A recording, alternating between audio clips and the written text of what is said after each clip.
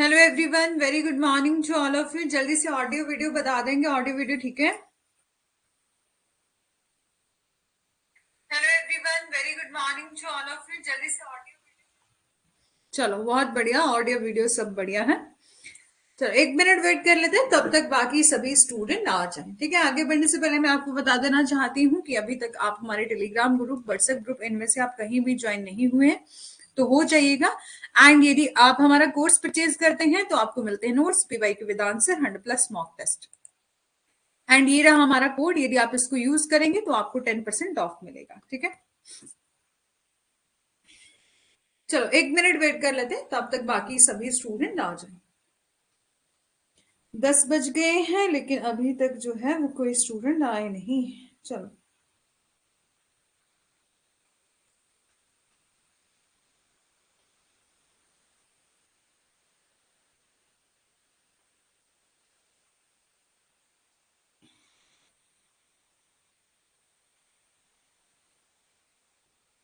एक minute wait कर लेते हैं।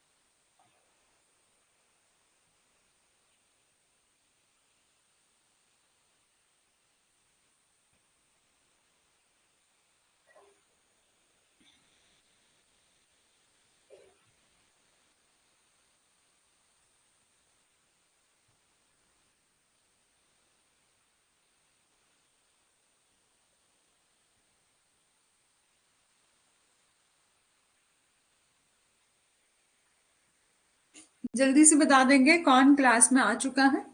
चलो स्टार्ट करते हैं। अभी तक हमने जूरिस्प्रूडेंस का इंट्रोडक्शन डिस्कस कर लिया है, साथ ही साथ जूरिस का मीनिंग होता है law and prudence mean knowledge of law. इसके बाद हमने डेफिनेशन को कंप्लीट कर लिया है बहुत अच्छे से। फिर हमने सोर्सेज देखे थे और अब हम स्टार्ट करेंगे स्कूल ऑफ जूरिस्प्रूडेंस, जो कि हमने कल नेचुरल लॉ स्कूल जो है वो डिस्कस कर लिया, नेचुरल लॉ थ्योरी जो है वो डिस्कस कर लिया। Natural law school is known as a higher law, उसको हायर लॉ और लॉ ऑफ नेचर भी कहा जाता है, which has been continuously dominating the entire basis of politics, law, religion and social philosophy। ठीक है, नेचुरल लॉ को हम एक अनरिटन लॉ भी कह सकते हैं, यूनिवर्सल लॉ भी कह सकते हैं। ये हमने सब कंप्लीट कर लिया था। ठीक है, कौन से डेफिनेशन में से सालमंड और हॉलैंड की डेफिनेशन? ठीक है, एक मिनट, डेफिनेशन पार्ट में। ओके ओके ओके, ठीक है। चलो, सालमंड साहब ने क्या बोला था, ये जो मैंने आपको नोट्स दिए ना वहां पर भी जो अब जैसे कि कौन कौन से ऐसे जूरिस्ट हैं जिन्होंने टू पार्ट में डिवाइड किया, टू काइंड में कहा। तो सबसे पहले बेंथम ने कहा था कि एक पोस्टोरियल एंड सेंसोरियल अप्रोच कहा था। ठीक है, एंड फिर सालमंड साहब ने भी क्या कहा, उन्होंने कहा jurisprudence is a science of law. ठीक है, बस इतना याद रखना है कि उन्होंने साइंस ऑफ लॉ कहा। एंड उन्होंने कौन से टू पार्ट में डिवाइड किया, तो जेनेरिक और स्पेसिफिक। जेनेरिक का क्या मतलब होता है, this include the entire body of legal doctrine. ठीक है, कि इसमें उन्होंने बोला कि जितना भी हमारा लीगल सिस्टम है ना, उसका entire body of legal doctrine की बात करी जेनेरिक में। एंड स्पेसिफिक क्या होता है, जो कि पर्टिकुलर डिपार्टमेंट से डील करता है। This deal with a particular department और any portion of doctrine. Specific is further divide करा गया थ्री पार्ट में, लेकिन आपको याद यही रखना है। ठीक है, इंपॉर्टेंट यही है कि सालमन ने कहा था कि jurisprudence is a science of law, and उन्होंने टू पार्ट में जो है वो डिवाइड किया था, एक तो जेनेरिक और दूसरा स्पेसिफिक। ठीक है, इतना ही याद रखना। बाकी इसके अलावा यदि आप पढ़ना चाहते तब भी पढ़ लेना। देखिए कि स्पेसिफिक को फर्दर जो है वो तीन पार्ट में डिवाइड किया है, एनालिटिकल, एक्सपोस्टोरी एंड सिस्टमैटिक। विश्लेषणात्मक, एक्सपोस्टोरी एंड व्यवस्थित। ठीक है, ये डील करता है with the content of actual legal system existing at any time, past, present और फ्यूचर। इसमें उन्होंने कहा कि वास्तविक में जो कानूनी प्रणाली है वो संबंधित है, कि हमारा जो लॉ है वो संबंधित होता है हमारे पास्ट से भी प्रेजेंट से भी, कि हम पास्ट में देखते हैं कि क्या कुछ घटनाएं थी जिसको देखते हुए हमने ये लॉ बनाया था। एंड हिस्टोरिकल कंसर्न करना है लीगल हिस्ट्री, कि ये पर्टिकुलर लॉ बनाया गया तो इसकी क्या कुछ हिस्ट्री है और इट्स डेवलपमेंट, और इस लॉ की क्या डेवलपमेंट हुई। आर्टिकल उन्होंने कहा कि पर्पस ऑफ एनी लेजिस्लेशन, कोई भी लॉ हम बनाते हैं, कोई भी लेजिस्लेशन हम बना रहे हैं, उसका पर्पस क्या है, सेट फोर्थ करना है law as ought to be, कि लॉ कैसा होना चाहिए, मोरालिटी पर बेस्ड। जैसे हम कहते हैं कि अब बातें अब प्रैक्टिकल वे में देखें, देखो कि हर एक पर्सन का अपना पॉइंट ऑफ व्यू होता है ना, जो गुड मॉर्निंग रेखा जी, ठीक है, कि हर एक पर्सन का अपना पॉइंट ऑफ व्यू होता है किसी के अकॉर्डिंग। जैसे कोई भी पर्टिकुलर, जैसे लिव इन रिलेशनशिप का एग्जांपल लेते हैं, है ना, तो यदि फैमिली मॉडर्न है, ठीक है, तब उनको कोई दिक्कत नहीं होगी। यदि फैमिली थोड़ी ट्रेडिशनल विचारों वाली है, यानी कि जैसे पहाड़ी गांव वाले लोग रहते हैं ना, तो उनकी सोच भी उस तरह की होती है, ठीक है। जैसे मैं अपने इलाके की बात करूं तो यहाँ पर भी हमारे पुराने विचारों वाले लोग हैं, है ना, और हमें अपनी उन सोसाइटी के साथ जो विचारधारा है उसको संजो के मिला के चलना होता है, ठीक है, ताकि कहीं भी किसी को कोई दिक्कत ना हो और हम भी जो है वो पीसफुल तरीके से सोसाइटी में रह पाए। और हर एक इंसान की अपनी अपनी अवधारणाएं होती हैं। अब आप होंगे, आपकी सोच कुछ अलग सी होगी, हमारी कुछ अलग होगी। जैसे मैं कहूं, एक सिंपल सा एग्जांपल दूं, कि कोई पर्सन नॉन वेज खाता है तो उसको कोई प्रॉब्लम नहीं। अब कोई पर्सन है जो नॉन वेज नहीं खाता है तो उसको ये चीज गलत लगेगी, किसी की जान लेके अब आप जो है वो भोजन कर रहे हो, है ना। तो इस तरीके से जो है वो हर एक पर्सन का अपना पॉइंट ऑफ व्यू होता है। तो यही बोला कि जो पर्पस होता है ना किसी भी लॉ का, ये सेट फोर्थ करता है कि लॉ ऐसा होना चाहिए, यानी कि मॉरलिटी पर बेस्ड होना चाहिए लॉ, कि लॉ ऐसा होना चाहिए। और ये डील करता है ideal of legal system and purpose for which it exist, ठीक है, ये आपका आर्टिकल, ठीक है। और दूसरा कौन सा बताया था आपने, हॉलैंड, हॉलैंड ना। और कीटन ने देखो बहुत सिंपल सी डेफिनेशन दी है कि जूरिस्प्रूडेंस क्या है, as a study and systematic arrangement of general principle of law, ठीक है। और उन्होंने पब्लिक एंड प्राइवेट लॉ में डिस्टिंक्शन जो है वो बताया। इसके अलावा जूलिस स्टोन जब भी पूछा जाएगा तो लॉयर एक्स्ट्रा वर्जन लगा देना, बस लॉयर सॉरी हाँ लॉयर एक्स्ट्रा वर्जन पूछा जाएगा तो जूलिस स्टोन लगा देना, या जूलिस स्टोन की डेफिनेशन पूछी जाएगी तो लॉयर एक्स्ट्रा वर्जन लगा देना। अब हॉलैंड ने क्या कहा, हॉलैंड सेड दैट, हॉलैंड की डेफिनेशन क्या है, हॉलैंड ने सिर्फ इतना ही डेफिनेशन दिया है कि मीन जूरिस्प्रूडेंस का क्या मीनिंग है, formal science of positive law. अब फॉर्मल क्या होता है, फॉर्मल इनफॉर्मल सब जानते हैं, है ना। तो उन्होंने कहा कि जूरिस्प्रूडेंस का क्या मतलब है कि सकारात्मक कानूनों का औपचारिक विज्ञान, यानी कि formal science of positive law. अब पॉजिटिव लॉ क्यों कहा, ये कहा पॉजिटिव लॉ का क्या मीनिंग बताया कि जो जनरल रूल होते हैं वो एक्सटर्नल ह्यूमन एक्शन को इन्फोर्स करते हैं, कि हमें लॉ के अकॉर्डिंग जो है वो एक्शन लेना, मतलब हम ऐसा कोई काम नहीं करेंगे जो कि लॉ के खिलाफ होगा। अब लॉ के खिलाफ होगा तब क्या होगा, तो हमें पनिशमेंट मिलेगी, ठीक है। तो ये आपका हॉलैंड की डेफिनेशन। इसके अलावा उन्होंने फॉर्मल कहा, फॉर्मल इसके लिए कहा क्योंकि हम इसकी स्टडी करते हैं फॉर्मली तरीके से, ठीक है। और बस इतनी ही डेफिनेशन उन्होंने कही, ठीक है। अब बताइए कहीं कोई दिक्कत हो जल्दी से बताना, अब क्लियर है।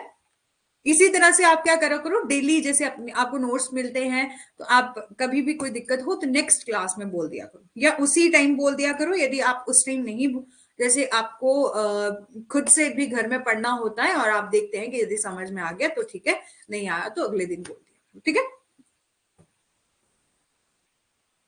ठीक है, ओके। मैं पूछ रही हूँ जतेव जी कि समझ आ गया, बिल्कुल। चलो, तो अब हमने किया था लास्ट सेशन में नेचुरल लॉ स्कूल, जो कि हमें नेचर के बारे में बात करता है, जो कि यूनिवर्सल लॉ है, जो कि अनरिटन लॉ है, कहीं लिखा नहीं है।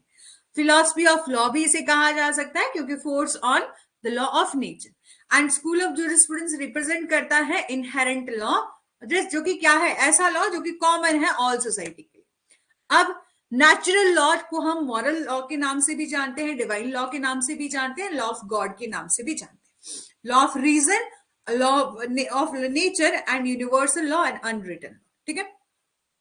आई होप कि यहाँ तक समझ में आ चुका होगा, ठीक है। और चलो, फिर हमने देखा था कि सोर्स कौन से हैं नेचुरल लॉ की, तो सबसे पहले गॉड, नेचर एंड रीजन, ठीक है। क्लासिफिकेशन ऑफ नेचुरल लॉ, तो स्कूल की कितनी क्लासिफिकेशन है, तो 4 है। सबसे पहले एंशिएंट पीरियड और मेडिवल पीरियड, रिनाइंसेंस पीरियड और मॉडर्न पीरियड, ठीक है। एंशिएंट पीरियड में हमने देखा ग्रीक का पीरियड था, हेराक्लिटस सबसे पहले आए थे, फिर आपके सोक्रेट, फिर प्लेटो, फिर एरिस्टोटल, ठीक है। और उनके बारे में हमने डिटेल में डिस्कस करा था। कहीं भी किसी को दिक्कत होगी तो बता देना कि ये वाला समझ नहीं आया, ठीक है। अब हम आज जो करने जा रहे हैं वो है आपका हिस्टोरिकल स्कूल, ठीक है। अब आपको कोई भी कंफ्यूजन नहीं लगेगी, ठीक है। थोड़ा सा नेचुरल स्कूल जो है वो क्या है, थोड़ा सा टेक्निकल याद करना। जो हमारे जैसे कि जूरिस्ट की नेम है वो याद रखना, थोड़े से टेक्निकल। और आज पोष महीने की शुक्ल पूर्णिमा है, और आज से जैसे महापुराण यदि कोई पढ़ता हो तो आज से वो दिन स्टार्ट हो रहे हैं, व्रत स्टार्ट हो रहे हैं, इसके लिए सभी को शुभकामनाएं, ठीक है। चलो, कि आप सभी जो है वो अपनी लाइफ में बहुत कुछ अचीव करें, जिस जो भी आपके ड्रीम है आप वहां तक पहुंचे, ठीक है। चलो स्टार्ट करते हैं। और प्रियंका जी आ गए क्लास में, अभी नहीं आए? चलो स्टार्ट करते हैं हिस्टोरिकल स्कूल से। हिस्टोरिकल स्कूल, अब हिस्टोरिकल स्कूल हमें नाम से ही पता चल रहा है, जो कि हिस्ट्री के बारे में बात करता है, जो कि पास्ट के बारे में बात करता है। इस स्कूल में ऐसा माना जाता है कि लॉ आपका कहां से मिला है, पास्ट से मिला है, किसी ह्यूमन ने उसको बनाया नहीं, ठीक है। लॉ आपका डिराइव हुआ है पास्ट से, किसी ह्यूमन बीइंग ने उसको नहीं बनाया, ऐसा हिस्टोरिकल स्कूल में बोला जाता है। कि historical school of jurisprudence trust करता है कि law as a result of long historical advancement, कि लॉ क्या है, रिजल्ट है historical advancement of the general public, since it start from the social custom. और ये बोला कि ये स्टार्ट होता है कस्टम से, जो कि शो करते हैं ethics, standard, monetary requirement and relation of general population, ठीक है। और साथ ही साथ ये भी कहा कि लॉ क्या है, result of power and impact of past. अब देखो, ठीक है, कल भी मैंने एग्जांपल दिया था Vishakha versus state of Rajasthan, है ना। हमने देखा कि 1997 में ऐसा हो रहा था, बहुत बहुत पास्ट की बात नहीं है, कुछ सालों पहले की बात है ना, 1997, हो सकता है किसी का बर्थ ईयर होगा 1997। तो वहां उस टाइम क्या हो रहा था कि महिलाएं जा रही थी, वुमेन्स जा रही थी वर्क प्लेस पर काम करने के लिए, लेकिन वहां उनको वो अपना सेफ फील नहीं कर रही थी, ठीक है, जिसके कारण उनको काफी ज्यादा जैसे उनके साथ हरासमेंट हो रहा था वर्क प्लेस पर। इसलिए इन सभी सिचुएशन को देखते हुए केस फाइल करा गया। सुप्रीम कोर्ट ने विशाखा गाइडलाइन जो है वो डिक्लेयर प्रोनाउंस कर दी, यानी कि जो अपनी जजमेंट के दौरान कुछ गाइडलाइन दी थी। एक गाइडलाइन में क्या था कि जितने भी ऐसे इंडस्ट्रीज हैं, कंपनी है, इंस्टीट्यूशन है, कुछ भी है जहां पर कि महिलाएं काम करती हैं, उनको ये पर्टिकुलर जो है वो क्राइटेरिया फुलफिल करना पड़ेगा, कि वो इन्वेस्टिगेशन एक कमेटी बनाएंगे, एक वुमेन प्रोटेक्शन सेल बनाएंगे, ठीक है। इस तरह से बिल्कुल क्या बनाया जाएगा, एक कमेटीज बनाई जाएगी। तो हमने क्या देखा कि हमारे साथ ऐसी घटना हो रही थी, और फिर 2013 में फाइनली हमारी लेजिस्लेशन, हमारी पार्लियामेंट ने क्या कर दिया, लॉ बना दिया, sexual harassment at work place. तो हमने क्या देखा, पास्ट में देखा कुछ हो रहा था, कुछ इंपैक्ट हो रहा था, कुछ ऐसी घटनाएं हो रही थी, ठीक है, जिसका रिजल्ट क्या निकला, हमने नया लॉ बना, ठीक है। तो लॉ इज अ रिजल्ट है power and impact of past. Law depend करता है on journal awareness of individual पर, और the cognizance begin from the earliest starting point of general public because there was no individual, क्योंकि कोई भी individual बोला law नहीं बना सकता, ऐसा हिस्टोरिकल स्कूल में बोला जाता था, ठीक है। अब हिस्टोरिकल स्कूल में तो ये बोला जाता है कि लॉ आपका पास्ट से ड्राइव होता है, लॉ हमारा पास्ट से मिलता है, नॉट मेड बाय ह्यूमन, ठीक है, या किसी अथॉरिटी के द्वारा नहीं बनाया जाता, ठीक है। ये बोला कि because there was no individual like a sovereign of for making law. अब प्रोमिनेंट थिंकर कौन है, ये आपको याद रखना है। कौन कौन से प्रोमिनेंट हैं, कौन कौन से प्रोपोनेंट हैं। प्रोमिनेंट भी कह सकते हैं, प्रोपोनेंट भी कह सकते हैं कि इस स्कूल के ये प्रोपोनेंट हैं। Montesquieu, von Savigny, George Puchta and Henry Maine. ठीक है, ये आपको याद रखने पड़े। ठीक है, इनके बारे में कुछ कुछ चीजें याद रख लेना जो मैं यहाँ पर हाईलाइट करवा दूंगी। ठीक है, उसके अलावा जो है वो आपको खुद से ये पढ़ लेना। ठीक है, अब मॉन्टेस्क्यू की आपको सबसे पहले याद रखनी है बुक, कौन सी, स्पिरिट ऑफ लॉ। ठीक है, मॉन्टेस्क्यू एक ऐसे फर्स्ट जूरिस्ट थे जिन्होंने हिस्टोरिकल स्कूल को अंडरस्टैंड किया था और साथ ही साथ अंडरस्टैंड किया था कंसेप्ट ऑफ लॉ क्या है। मॉन्टेस्क्यू एक फ्रेंच के जज थे, फिलोसफर थे, पॉलिटिशियन थे एंड इंटेलेक्चुअल। उन्होंने रिसर्च किया कि मतलब उन्होंने रिसर्च किया, उन्होंने जैसे रिसर्च करते हैं ना, हम बहुत ज्यादा चीजों को एनालाइज करते हैं, तो रिसर्च किया उन्होंने कि लॉ ऑफ वेरियस सोसाइटी, कि अलग अलग सोसाइटी के लॉज को क्या किया उन्होंने, रिसर्च किया और कंक्लूड करके क्या डेफिनेशन दी। इन्होंने कहा law is a creation of the climate, local situation and accident और इम्पोज। ठीक है, ये इन्होंने डेफिनेशन दी। इसके अलावा इसकी इनकी बुक याद रख लेना। ठीक है, अब है सेवेनी, फ्रेडरिक कार्ल वॉन सेवेनी इनका पूरा नाम। ठीक है, अब एक और पॉइंट यहां से याद रखना, स्टार मार्क कर रही हूं, कि सबसे पहले इनका पूरा नाम क्या है। ठीक है, वो एक जर्मन जूरिस्ट थे। इसके अलावा father of historical school, father of historical school किन्हें कहा जाता है, तो सेवेनी को कहा जाता है।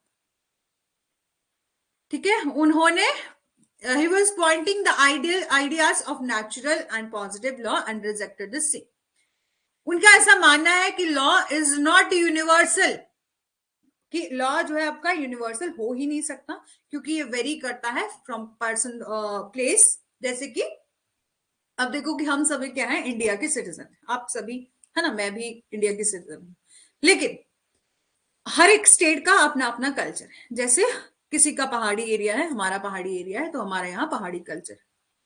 अब कुछ लोग राजस्थान से बिलोंग करते हैं तो वहां का अपना कल्चर है ना, इवन की ड्रेसेस वगैरह, राजस्थानी ड्रेस अलग अलग होता है सब कुछ। इवन की अब जैसे कि हम अपने स्टेट की बात कर ले तो हमारे भी एरिया वाइज है ना, कि जैसे कि ऊपर जो हमारा पहाड़ी क्षेत्र है, शिमला और कुल्लू मनाली वाला, उसमें बहुत अलग सा कल्चर है, हमारा कुछ अलग सा कल्चर है। तो इस तरीके से अलग अलग कल्चर हो गया। इवन की हम बात करें कुछ दूरी पर ही जो है वो अलग कल्चर, भाषा चेंज हो जाती।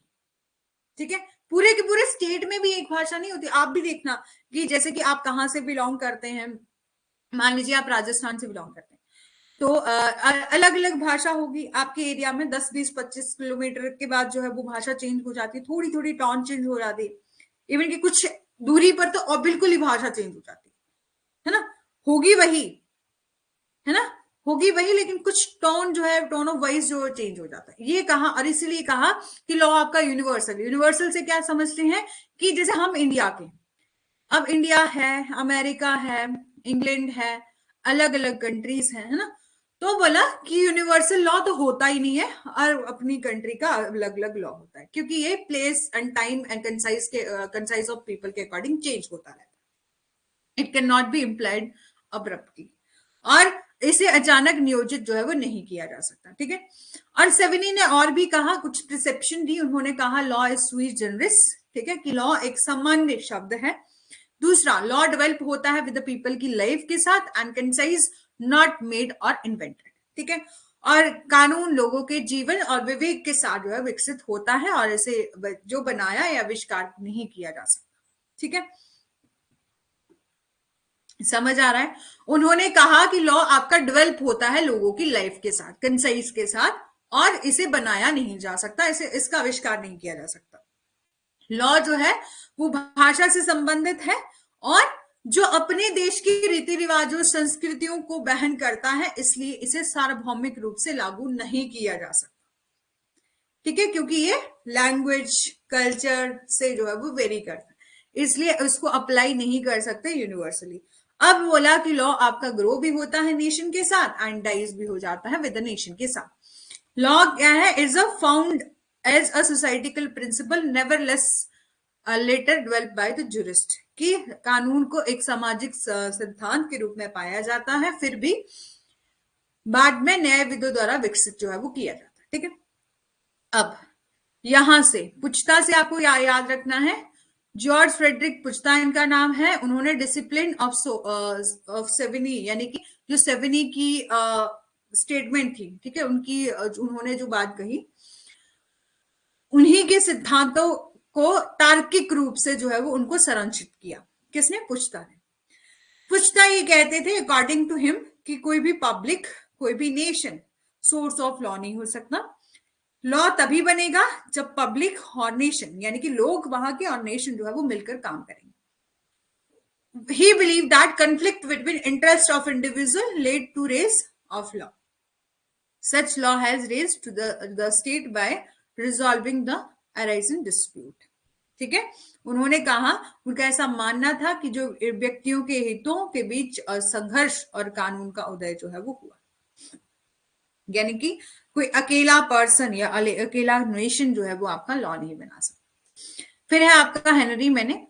हेनरी मैने एक ब्रिटिश जूरिस्ट है, ठीक है, उन्होंने एनालाइज किया the legal system of various society and proponent the detail theory, उन्होंने इवेल्युएट की, यानी कि डिटेल थ्योरी उन्होंने दी। ठीक है, उनका ऐसा मानना था, ठीक है, his ideals have trace of the Montesquieu. उन्होंने क्या किया, मॉन्टेस्क्यू की थ्योरी थी, सेवेनी की थ्योरी थी, उनको और ज्यादा जो है वो रिसर्च करा, उनको और ज्यादा स्टडी किया, और उन्होंने कहा कि ठीक है, but he never annual the concept of codified. और उन्होंने साथ में साथ क्या दी, लास्ट में 4 स्टेजेस ऑफ डेवलपमेंट दी। जब भी पूछा जाएगा स्टेजेस ऑफ डेवलपमेंट किसने दी, ठीक है, तो 4 स्टेजेस ऑफ डेवलपमेंट दी थी किसने? हेनरी मैने ने। ठीक है, कौन कौन सी स्टेजेस थी? सबसे पहले था rule as a law maker, कि ruler as a law maker, कि जो शासक होता है, जो कि कानून क्या बनाता है। ठीक है, यानी कि जो कानून बनाता है, रूलर जो कि शासन को चलाता है, उसको अथॉरिटी मिली होती है किससे? भगवान से, या अंडर डिवाइन इंस्पिरेशन, यानी कि डिवाइन के द्वारा इंस्पिरेशन जो है वो मिली होती है। His judgement and decision are believe to be an order render by God, और माना जाता है कि उसके न्याय और निर्णय जो है वो परमेश्वर के द्वारा प्रदान किए जाते हैं। ठीक है, अब सेकंड बोला customary law. Privileged class people provide the impetus for customary law. It merely accomplished command of ruler or command into the custom. उन्होंने कस्टमरी लॉ की अवधारणा दी। सबसे पहले कहा कि जो रूलर होते हैं, मतलब जो कानून बनाने वाले होते हैं या शासन करने वाले होते हैं, उनको अथॉरिटी मिली होती है गॉड से। अब मैंने एग्जांपल दूं कि जो हमारा पहले वाला टाइम था, तो राजा का टाइम था, सब लोग क्या करते थे? विश्वास करते थे कि जो राजा हैं वो हमारे भगवान हैं, जो हमारे लिए जो भी करेंगे वो सही करेंगे। तो रूलर को ऐसा माना जाता था कि उसको अथॉरिटी मिली हुई थी गॉड के द्वारा। ठीक है, और कस्टमरी लॉ भी वहां पर बोला कि कुछ ऐसे कस्टम है जो काफी ज्यादा उस टाइम से फॉलो किए गए, बाद में क्या बन गए? कस्टमरी लॉ बन गए।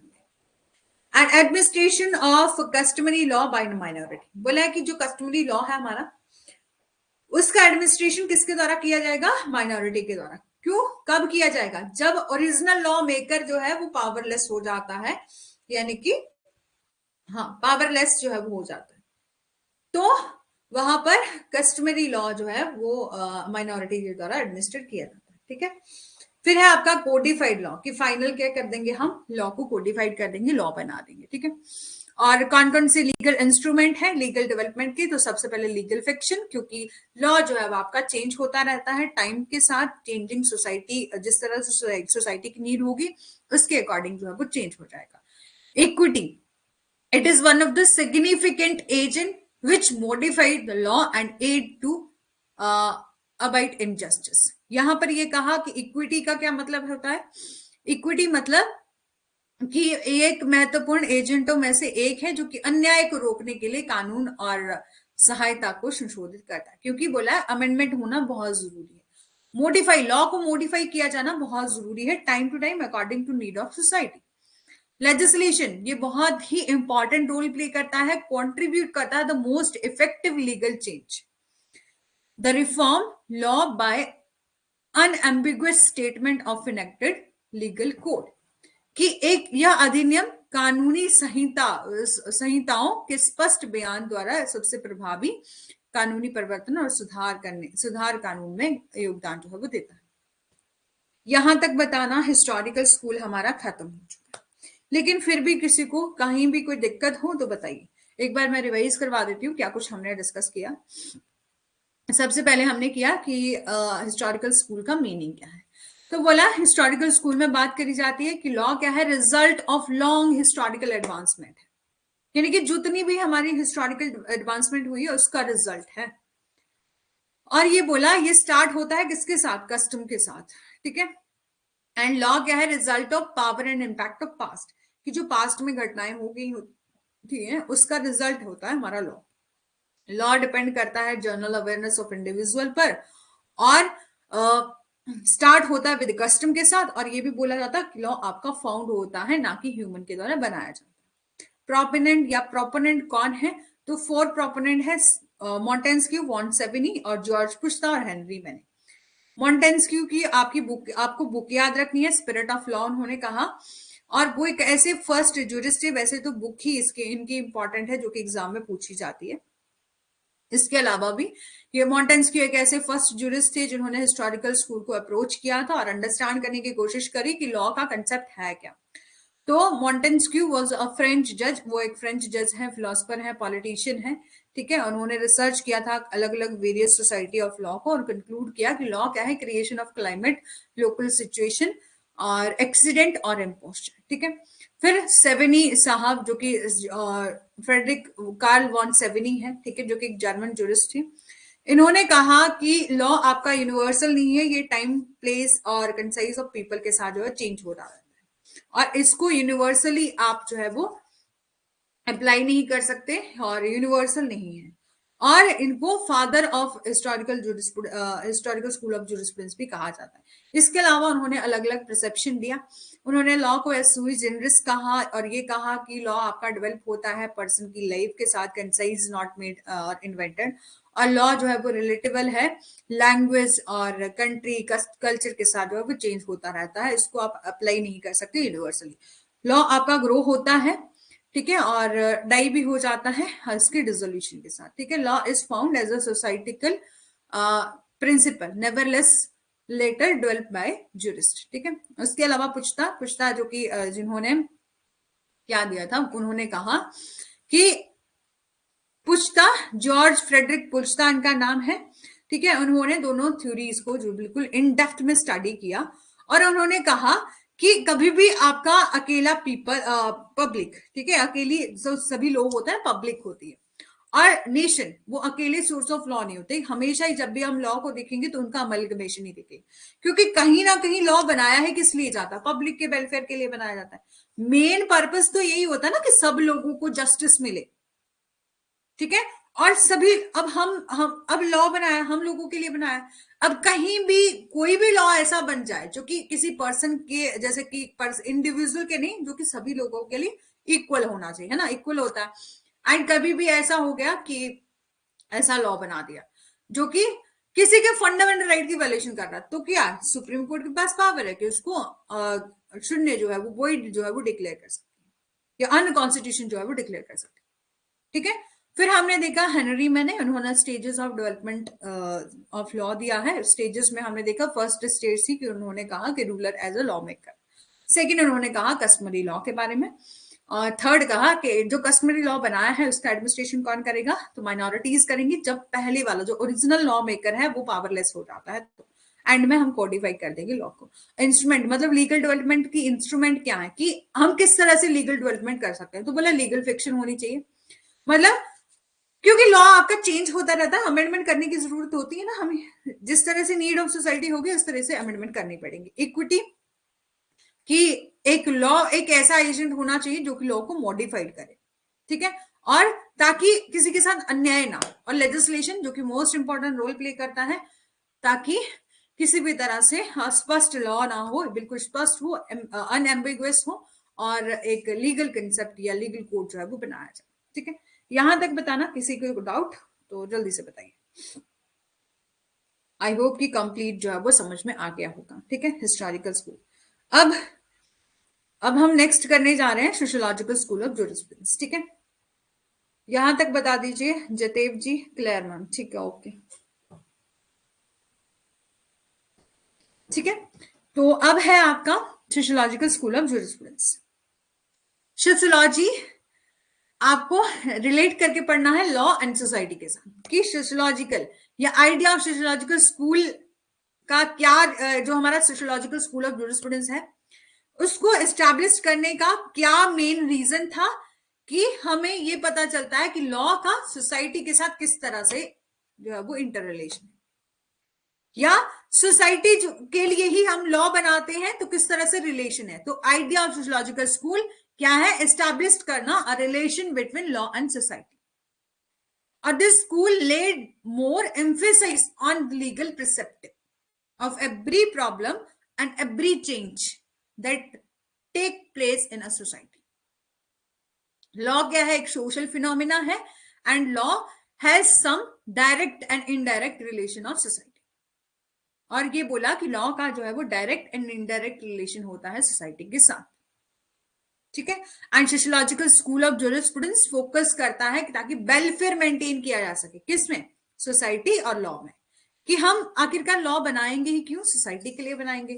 तो सोशियोलॉजिकल स्कूल ऑफ जूरिस्प्रूडेंस जो है वो मेन फोकस करता है कि बैलेंस जो है वो मेंटेन हो सके वेलफेयर स्टेट और सोसाइटी के बीच में।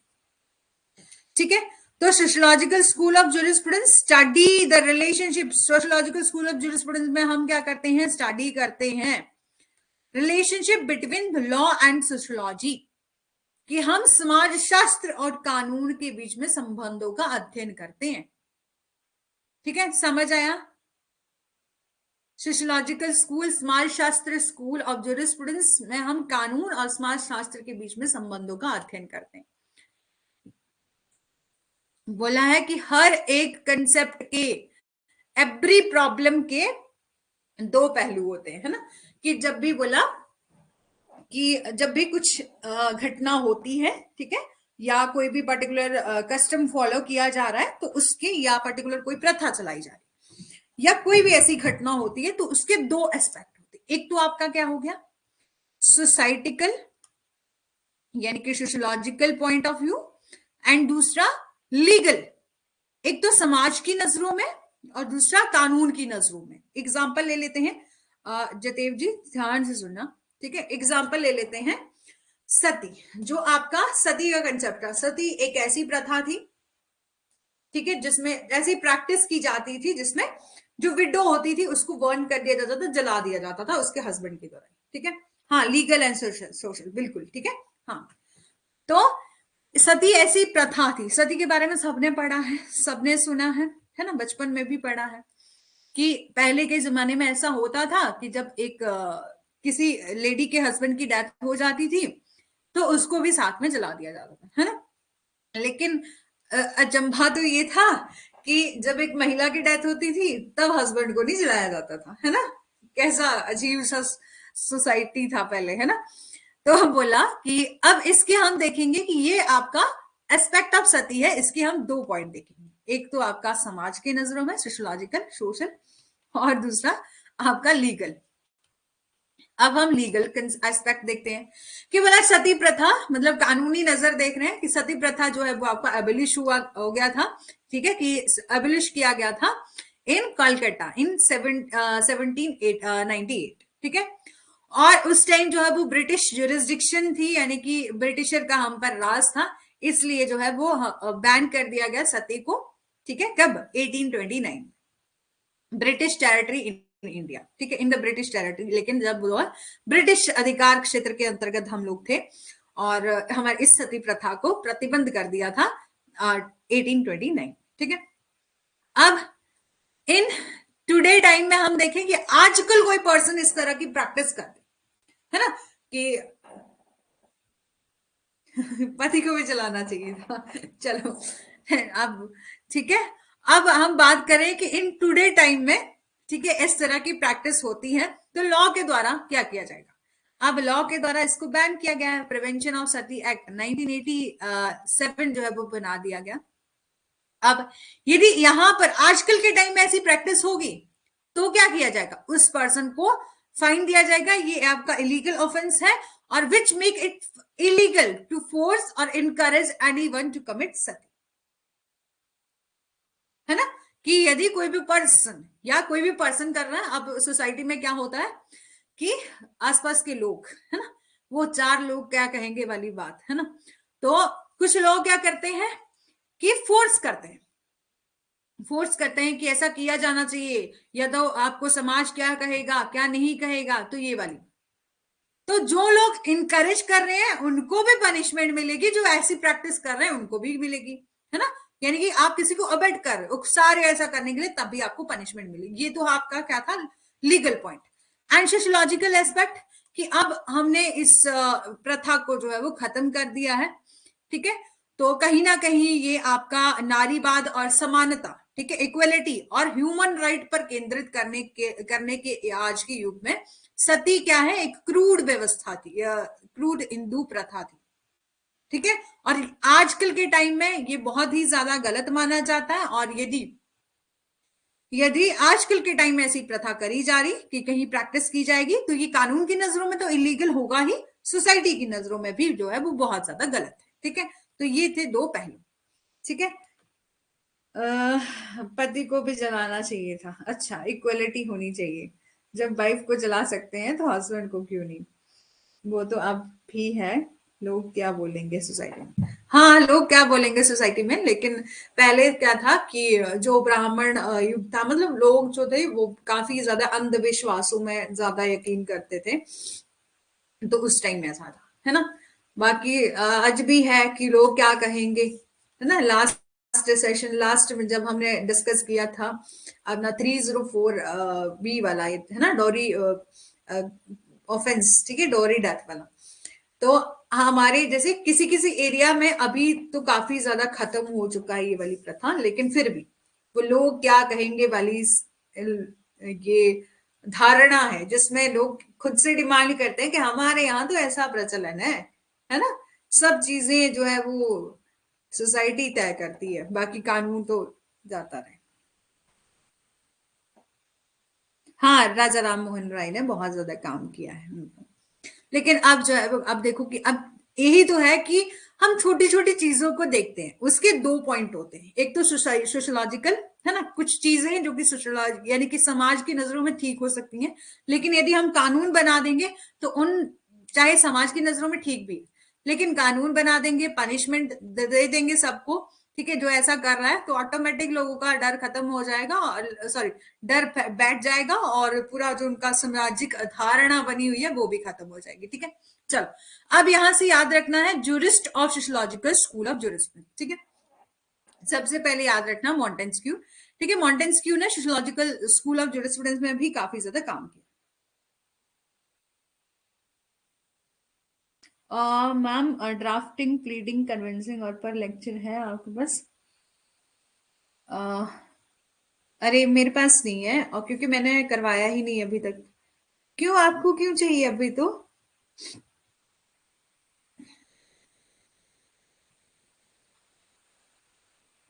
अब तो आप कॉलेज वगैरह ज्वाइन किया है आपने क्या? ठीक है, लेकिन यदि मेरे पास कुछ कंटेंट होगा तो मैं जरूर शेयर करूंगी। अच्छा, देना है, ठीक है, कोई बात नहीं, ओके, ठीक है, लेकिन अभी तक मैंने करवाया ही नहीं, बट देखूंगी यदि कहीं कुछ मिलेगा तो जरूर शेयर करूंगी, ठीक है। चलो, jurist of sociological school of jurisprudence, तो सबसे पहले मॉन्टेस्क्यू याद रखना, ठीक है, ये तो हमने पढ़ लिया कि इसका बेसिक मीनिंग क्या है बहुत अच्छे से, ठीक है। अब है आपका मॉन्टेस्क्यू। मॉन्टेस्क्यू वॉज एक फ्रेंच फिलोसफर थे जिन्होंने सोशियोलॉजिकल स्कूल ऑफ जूरिस्प्रूडेंस में काफी ज्यादा काम किया, ठीक है, और उनके पॉइंट ऑफ व्यू से एक legal process is somehow influenced by the social condition of society. इन्होंने कहा कि उनका विचार ये था कि कानूनी प्रक्रिया किसी तरह समाज की सामाजिक स्थिति से प्रभावित होती, कि जो हमारा लीगल प्रोसेस होता है वो कहीं ना कहीं इन्फ्लुएंस होता है सोशल कंडीशन से। और इन्होंने रिकॉग्नाइज किया इंपॉर्टेंस ऑफ हिस्ट्री, जो कि आपके हिस्टोरिकल स्कूल में भी उन्होंने बात करी थी। इंपॉर्टेंस क्या है हिस्ट्री की? As mean understanding the structure of society, कि हम देखेंगे कि इंपॉर्टेंस क्या है हिस्ट्री की, यानी कि हम सोसाइटी में हम हिस्ट्री में जाके देखेंगे कि किस तरह से स्ट्रक्चर था सोसाइटी का, और अंडरस्टैंड करेंगे सोसाइटी के स्ट्रक्चर को। और उन्होंने एक्सप्लेन किया importance of study the historical school historical history of society before formulating the law. ये बोला कि जब भी हमारा लॉ बनाया जाता है तो हम कहीं ना कहीं सोसाइटी को ध्यान रखते हैं और हिस्ट्री को ध्यान रखते हैं कि पहले सोसाइटी में ऐसा होता था।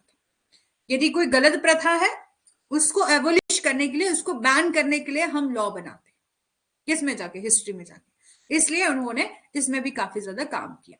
बस इसमें भी क्या है, उनकी बुक याद रख लेना। और उन्होंने लिखा था कि law should be determined by the characteristics of nation so that they should in relation to the climate of each country, to equality of each soul and situation and extent, the principal occupation and of the natives। यहां पर बोला, उन्होंने ये book लिखी थी जिसमें उन्होंने कहा था कि कानून को एक राष्ट्र की विशेषताओं द्वारा निर्धारित किया जाना चाहिए ताकि वो प्रत्येक देश की जलवायु या प्रत्येक आत्मा की गुणवत्ता और इसकी स्थिति या सीमा तक जो है मूल निवासियों के प्रमुख व्यवसायों से संबंधित जो है वो, ठीक है, चाहे पति शिकारी या चारवाह या उसके पास स्वतंत्रता से डिग्री मतलब चाहे आप कोई भी हैं, है ना, किसी भी धर्म से हैं, किसी भी रीति रिवाज को आप फॉलो करते हैं, लेकिन सबके पास क्या होनी चाहिए? इक्वलिटी होनी चाहिए, हर किसी को इक्वलिटी मिले, ठीक है। एंड हिस्टोरिकल स्कूल के प्रोपोनेंट हैं कौन? मॉन्टेस्क्यू, जिन्होंने सोशियोलॉजिकल स्कूल ऑफ जूरिस्प्रूडेंस में भी काफी काम किया। लेकिन उन्होंने यही बात बोली कि कहीं ना कहीं जब हम लॉ बनाते हैं तो हम हिस्ट्री में सोसाइटी को अंडरस्टैंड करते हैं, उसमें मतलब स्टडी करते हैं, हिस्टोरिकल हिस्ट्री में सोसाइटी को हिस्ट्री ऑफ सोसाइटी को स्टडी करते हैं ताकि हम फॉर्मुलेट कर सकें लॉ फॉर द सोसाइटी, ताकि लॉ जो है वो सोसाइटी के लिए बनाया जा सके, ठीक है। अब यहां से याद रखना है जो एरिच है, ठीक है, तो Eugen Ehrlich was considered the founder of the sociology of law, ठीक है। इनको सोशियोलॉजी ऑफ लॉ के फाउंडर जो है वो कंसीडर किया जाता है, यहां से एक पॉइंट। एंड उन्होंने कहा कि सोशियोलॉजी ऑफ लॉ क्या है? स्टडी ऑफ लॉ है फ्रॉम द सोशियोलॉजिकल पर्सपेक्टिव, कि कानून का समाजशास्त्री परिप्रेक्ष्य से कानून का अध्ययन है। आयरिच कंसीडर करते हैं कि सोसाइटी क्या है? आपका मेन सोर्स ऑफ लॉ, ठीक है। आयरिच कंसीडर करते हैं कि सोसाइटी क्या है? मेन सोर्स ऑफ लॉ है। एंड सोसाइटी ही mean association of man. Society का क्या मीनिंग है? Association of man. Ehrlich had written, उन्होंने कहा कि centre of gravity of all legal development is not legislation और जुडिशियल, बट क्या है? Decision, but in the society itself, ठीक है। उन्होंने ये बात कही। सबसे पहले एक पॉइंट याद रखना कि जो आपके यूजीन एरिच हैं, ठीक है, उनको कंसीडर किया जाता है समाजशास्त्र के संस्थापक या फाउंडर ऑफ सोशियोलॉजिकल स्कूल। दूसरा, उन्होंने सोशियोलॉजी ऑफ लॉ को क्या कहा कि ये स्टडी है लॉ की, द सोशियोलॉजिकल पर्सपेक्टिव, और उन्होंने सोसाइटी को मेन सोर्स ऑफ लॉ कहा। सिर्फ इतनी बात याद रख लेना, ठीक है, यहां से। अब रॉस्को पॉन्ड ने, उस दिन भी मैंने आपको बताया था कि उन्होंने सोशल इंजीनियरिंग थ्योरी दी है, ये बहुत इंपॉर्टेंट है। रॉस्को पॉन्ड 1870 से लेकर 1964 तक, ठीक है।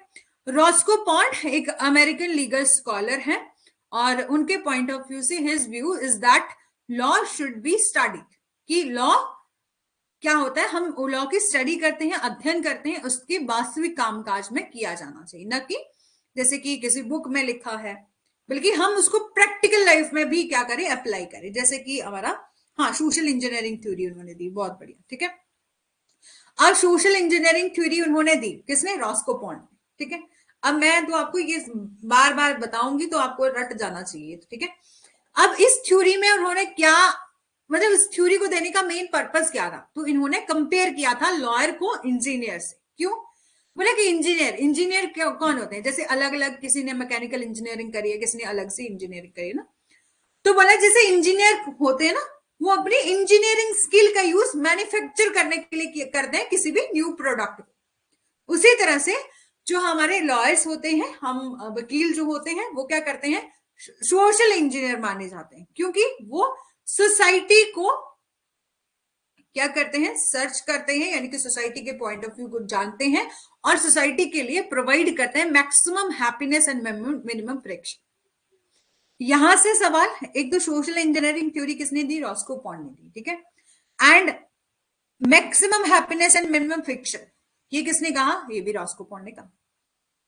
इन्होंने सोशल इंजीनियरिंग थ्योरी इसलिए दी थी कि बोला कि जो इंजीनियर और लॉयर्स होते हैं उनका कंपैरिजन उन्होंने किया और ये कहा जो इंजीनियर होते हैं वो अपनी इंजीनियरिंग स्किल का यूज करते हैं कुछ मैन्युफैक्चर करने के लिए, जो आपके लॉयर होते हैं वो क्या करते हैं कि सोसाइटी के सोशल इंजीनियरिंग उनको required to build type of structure in the society, कि वो सोसाइटी को रिसर्च करते हैं और उनके पॉइंट ऑफ व्यू को जानने की कोशिश करते हैं ताकि टाइप ऑफ स्ट्रक्चर जो है वो बिल्ड किया जा सके सोसाइटी के लिए, और ये प्रोवाइड करते हैं आपके maximum happiness and minimum friction, ठीक है।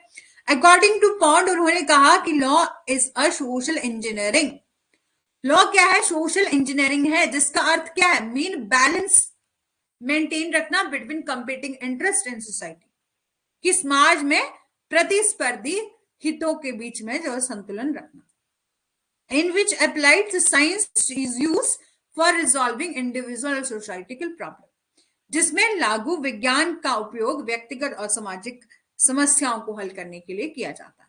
सोशल इंजीनियरिंग इज क्या करना, सोशल इंजीनियरिंग का मीनिंग क्या है कि बैलेंस मेंटेन रखना, conflict interest of individual and society state, जो कि लॉ स्टेट जो कि लॉ बनाता, ठीक है। तो उनके बीच में बैलेंस मेंटेन करना कि जो कॉन्फ्लिक्ट आ रहा है यदि interest of individual and the state with the help of law. और ये कहा कि लॉ क्या है, एक बॉडी ऑफ नॉलेज है जो कि हेल्प करता है लॉयर, जो कि help of law the large part of social engineering is carried on. और लॉ का यूज क्यों करते हैं हम, ताकि सॉल्व कर सके conflicting interest and problem in society को, ठीक है। यहां तक समझ आ गया होगा। अब है आपके लॉन डुइट, ये भी एक फ्रेंच ज्यूरिस्ट है, ठीक है, और जिन्होंने, जो कि लीडिंग स्कॉलर है किसके, आपके ड्रॉइट पब्लिक के, ठीक है, यानी कि पब्लिक लॉ के लीडिंग स्कॉलर है। वो काफी ज्यादा ग्रेटली इन्फ्लुएंस है अगस्ट कॉम्टे एंड डर्किम की थ्योरी से, और इन्होंने सोशल सॉलिडिटी की थ्योरी दी।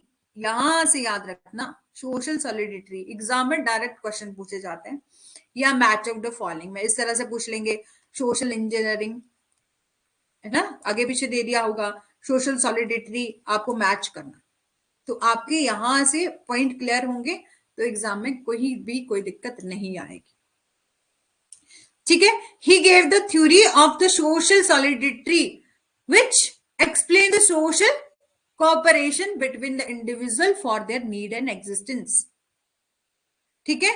उन्होंने क्या कहा कि थ्योरी दी उन्होंने सोशल सॉलिडिटी की, जिसमें एक्सप्लेन किया है social cooperation between individual and their need, कि इंडिविजुअल की नीड के अकॉर्डिंग सोसाइटी में कोऑपरेशन की उन्होंने भावना देखी। अब सोशल सॉलिडिटी का मीनिंग क्या होता है, सोशल सॉलिडिटी का क्या मीनिंग होता है, एकजुटता, यानी कि फीलिंग ऑफ वननेस, यानी कि एकता की भावना। The term social solidity represent करता है strength, cohesiveness and collective consciousness and viability of society, कि समाज की ताकत, एकजुटता और सामूहिक चेतना और व्यवहारिता का प्रतिनिधित्व जो है वो करता है। Law and do it social solidity को एक्सप्लेन करते हैं, the interdependence of man on his other follow man, ठीक है। Law and do it social solidity को एक्सप्लेन करते हैं और उन्होंने कहा कि आपका सोसाइटी और लॉ क्या है, आपका कहीं ना कहीं इंटरडिपेंड करता है, कि और साथ ही साथ लॉ एंड सोसाइटी भी आपका उसका भी रिलेशन है, और एक मैन दूसरे मैन के साथ भी एक दूसरे मतलब एक पर्सन दूसरे पर्सन पर भी जो है वो इंटरडिपेंडेंट होता है, यानी कि आश्रित होता है। हम सभी लोगों को अपने लोगों की ही जरूरत होती है, तो हम कहीं ना कहीं क्या रखें, एकजुटता की भावना रखें, फीलिंग ऑफ वननेस रखें। ठीक है, आई होप कि यहां तक समझ आया होगा। अब है आपका अगस्त कॉम्टे। अगस्त कॉम्टे उन्होंने साइंटिफिक पॉजिटिविज्म की बात कही है। कॉम्टे एक ऐसे पर्सन थे जिन्होंने फर्स्ट टाइम यूज किया था टर्म सोशोलॉजी को, और सम जूरिस्ट, कुछ जूरिस्ट जो है उनको कंसीडर करते हैं founder of science of sociology. Sociological school की बात नहीं कर रहे, जो आपकी सोशोलॉजी सब्जेक्ट है ना, सोशोलॉजी सब्जेक्ट जिसमें एमए भी होती है, तो सोशोलॉजी, साइंस ऑफ सोशोलॉजी के फाउंडर उनको कंसीडर किया जाता है, अगस्त कॉम्टे को। अब इन्होंने कौन सी थ्योरी दी, साइंटिफिक पॉजिटिविज्म थी। इसका क्या मीनिंग है, he pleaded for the application of scientific method to the science of society. उन्होंने समाजशास्त्र के विज्ञान के लिए वैज्ञानिक तरीकों के आवेदन के लिए आग्रह जो किया। और उनके अकॉर्डिंग, यहां से बस एक पॉइंट याद रखना, यहां से सवाल बनता है कि किसने कहा कि सोसाइटी लाइक एन ऑर्गेनिज्म, तो अगस्त कॉम्टे ने कहा society is like an organism, it can progress when it is guided by the scientific principle. ये बोला कि सोसाइटी आपकी तभी प्रोग्रेस कर सकती है यदि साइंटिफिक प्रिंसिपल के द्वारा उसको गाइड किया जाए, यानी कि वैज्ञानिक सिद्धांतों के द्वारा उसको निर्देशित किया जाए। और दीज प्रिंसिपल, ये साइंटिफिक प्रिंसिपल क्या करते हैं, फॉर्मुलेट करते हैं, बाय फॉर्मुलेट किए जाते हैं by observation and experience of facts.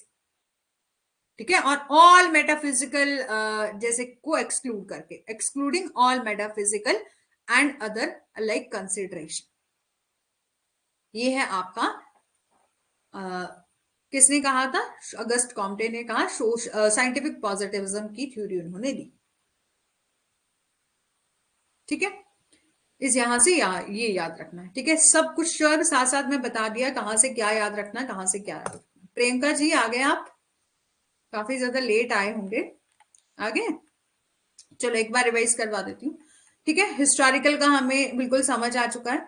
ठीक है, यदि आपने अभी जो क्लास में लेट आया ना, वो बाद में देख लेना क्या कुछ हमने डिस्कस किया था हिस्टोरिकल स्कूल में। ठीक है, यहां से स्टार्ट करते हैं, सोशियोलॉजिकल स्कूल ऑफ जूरिस्प्रूडेंस में हमने क्या देखा। इसमें हमने ये देखा कि sociological school of jurisprudence establish करता है relation between law and society के बीच में, और ये स्कूल ले डाउन करता है more emphasise legal prospective of every problem and every change that take place in society. Law क्या है, एक सोशल फिनोमिना है। ठीक है, और इनडायरेक्ट या डायरेक्ट रिलेशन लॉ का किसके साथ होता है, सोसाइटी के साथ होता है, क्योंकि कहीं ना कहीं हम लॉ बनाते हैं तो वो क्यों बनाते हैं, किस लिए बनाते हैं, सोसाइटी के लिए बनाते हैं। और सोशियोलॉजिकल स्कूल ऑफ जूरिस्प्रूडेंस जो है वो फोकस करता है ताकि बैलेंस मेंटेन हो सके, welfare of state and individual was realise. इसके अलावा नोट्स आपको अपलोड कर दिए गए हैं कंप्लीट स्कूल ऑफ जूरिस्प्रूडेंस के। ठीक है, फिर हमने डिस्कस किया कि हर एक कोई भी आपका घटना होती है या कोई भी कंसेप्ट होता है, एवरी प्रॉब्लम, जो भी प्रॉब्लम आ रही है उसके दो पहलू होते हैं। इसमें हमने एग्जांपल लिया सती प्रथा का, कि यदि यहां पर हमारी सती प्रथा, जो कि एक ऐसी प्रैक्टिस थी जहां पर वाइफ को, यानी कि विडो जो होती थी, विधवा जो होती थी, उनको जला दिया जाता था हस्बैंड के साथ, तो उसका हमने लीगल पॉइंट एस्पेक्ट देखा कि अब इसको प्रिवेंट कर दिया है। ठीक है, प्रिवेंशन ऑफ सती एक्ट 1987 के तहत, और जिसमें ये कहा गया, मतलब यदि सॉरी, अब इसको बैन कर दिया गया है ना, तो अब कोई पर्सन इस तरह की प्रैक्टिस करता है तो ये इलीगल माना जाएगा, और कोई यदि कोई पर्सन इनकरेज भी कर रहा है कि आप ये करो, तो उनको भी जो है वो पनिशमेंट मिल सकती है। ये तो था आपका लीगल रिस्पेक्ट। अब सोशियोलॉजिकल की, समाज की नजरों में भी ये जो है वो अभी गलत माना जाएगा, क्योंकि ये प्रैक्टिस जो है वो काफी ज्यादा पुरानी थी, जिसको बैन कर दिया गया था लॉ के द्वारा, और सोसाइटी के माइंड में भी जो है वो ये चीज अब गलत है। ठीक है, सोशियोलॉजिकल समाज शास्त्र या समाज की नजरों में भी क्या है, गलत है। फिर हमने डिस्कस किया मॉन्टेस्क्यू। मॉन्टेस्क्यू ने ये कहा कि जब भी हम इन्होंने भी सोशियोलॉजिकल स्कूल ऑफ जूरिस्प्रूडेंस में काफी ज्यादा काम किया और उन्होंने ये बोला, एक्सप्लेन किया importance of study the historical history of the society before formulation of the law and for the society. बोले जब भी आप लॉ बनाओगे तो सबसे पहले आपको बिफोर फॉर्मुलेशन ऑफ सोसाइटी से पहले आपको क्या करना पड़ेगा, स्टडी करना पड़ेगा हिस्ट्री। आपको सोसाइटी की हिस्ट्री जाननी है, तभी आप लॉ बनाओगे सोसाइटी के लिए। इसके अलावा स्पिरिट ऑफ लॉ जो है उन्होंने बुक लिखी है, ठीक है। फिर हमने देखा आयरिच के बारे में। आयरिच जो है वो founder of sociology of law consider किए जाते हैं। और आयरिच कंसीडर किए जाते हैं, आयरिच कंसीडर करते हैं सोसाइटी जो कि मेन सोर्स ऑफ लॉ है, ठीक है। और उन्होंने ये कहा कि centre of gravity of all legal development क्या है, आपका सोसाइटी है, ठीक है। इसके अलावा रोस्को पॉन्ड ने, जिन्होंने सोशल इंजीनियरिंग की थ्योरी दी, जो कि हमने बहुत अच्छे से एक्सप्लेन कर ली कि सोशल इंजीनियरिंग की थ्योरी में क्या था कि सोसाइटी जो आपका लॉयर है और जो आपके इंजीनियर है, उनको क्या किया जाता है, कंपैरिजन किया गया था। और ये बोला गया था कि जो इंजीनियरिंग स्किल होती है, जो इंजीनियर होता है अपनी इंजीनियरिंग स्किल का यूज क्यों करता है, कुछ प्रोडक्ट मैन्युफैक्चर करने के लिए। उसी तरह से जो लॉयर होते हैं वो भी अपनी स्किल का यूज क्यों करते हैं, सोसाइटी के वेलफेयर के लिए। सोसाइटी के स्ट्रक्चर को वो जानते हैं कि क्या टाइप ऑफ सोसाइटी है, और प्रोवाइड करते हैं maximum happiness and minimum friction, ठीक है। इसके अलावा अकॉर्डिंग टू पाउंड उन्होंने कहा सोशल इंजीनियरिंग का क्या मीनिंग है, बैलेंस मेंटेन करना बिटवीन कंपेटिंग इंटरेस्ट ऑफ सोसाइटी, और जो भी सोसाइटी में प्रॉब्लम आ रही है उनको रिजॉल्व करना, ठीक है। अब डुइट ने जो भी एक फ्रेंच जूरिस्ट है, लीडिंग स्कॉलर है, और इन्होंने सोशल सॉलिडिटी की थ्योरी दी। सोशल सॉलिडिटी का क्या मीनिंग होता है, फीलिंग ऑफ वननेस, यानी कि एकता की भावना। A term social solidity represent करता है स्ट्रेंथ, कोहेबिसनेस एंड कलेक्टिव। हाँ, कंपेयर किया था, बिल्कुल कंपेयर किया था सोशल इंजीनियरिंग की थ्योरी में, ठीक है। चलो, सोशल सॉलिडिटी जो कि क्या है, फीलिंग ऑफ वननेस है, यानी कि इसमें कहा, इस थ्योरी में एक्सप्लेन किया कि सब पर्सन जो है वो एक दूसरे पर क्या होते हैं, इंटरडिपेंडेंट होते हैं, आश्रित होते हैं, ठीक है। और सब यहाँ पर हमें एकता की भावना जो है वो लेके आनी चाहिए। अगस्ट कॉम्टे जो कि सोशियोलॉजी के फाउंडर कंसीडर उनको किया जाता है, सही सोशियोलॉजी के फाउंडर उनको कंसीडर किया जाता है, और उन्होंने साइंटिफिक पॉजिटिविज्म की बात कही, साइंटिफिक पॉजिटिविज्म की बात करी। और उन्होंने साथ ही साथ सोसाइटी को एक ऑर्गेनिज्म बोला, बोला कि सोसाइटी एक ऑर्गेनिज्म है, ये तभी प्रोग्रेस कर सकती है जब इसको गाइड किया जाएगा साइंटिफिक प्रिंसिपल से, और ये प्रिंसिपल शुड बी फॉर्मुलेट किए जाएंगे ऑब्जर्वेशन से और एक्सपीरियंस ऑफ फैक्ट से, ठीक है। अब हम कल से करेंगे अपना रियलिस्टिक स्कूल ऑफ जूरिस्प्रूडेंस, ठीक है। और ये रियलिस्टिक स्कूल रहा है एंड फिलोसफिकल स्कूल है, ठीक है। और फिर आपका एनालिटिकल स्कूल, ये कल आपका समाप्त हो जाएगा, ठीक है। फिर हम नया कंसेप्ट पढ़ेंगे। आई होप कि आपको सेशन अच्छा लगा होगा। कहीं भी किसी को दिक्कत होगी तो बता देना, ठीक है। Thank you so much Rekha ji, सबको थैंक यू। कहीं भी किसी को थोड़ा सा भी डाउट आता है तो इसी तरह से आप मेरे को बता देना।